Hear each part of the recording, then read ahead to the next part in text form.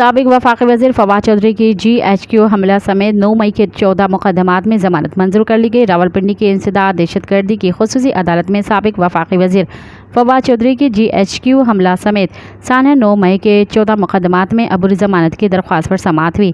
इंसदाद दहशतगर्दी की खुसूसी अदालत के जज मलक एजाज आसिफ ने साबिक वफाकी वज़ीर की दरख्वास्त पर समाअत की। इस मौके पर फवाद चौधरी वकील फैसल चौधरी के हमरा अदालत में पेश हुए। अदालत ने तमाम मुकदमात में शख्सी गारंटी पर अबूरी जमानत मंजूर करते हुए तमाम केसों में पुलिस को गिरफ्तारी से रोक दिया। बादजा अदालत ने तमाम मुतल्लिका थानों को नोटिस जारी कर दिया और 30 अप्रैल को केसेस का रिकॉर्ड तलब कर लिया। मज़ीद ख़बरन ऐं तफ़सीलात लाइ विज़िट कयो असांजी वेबसाइट www.awamiNewsHD.com ऐं ॾिसंदा रहो अवामी न्यूज़ HD।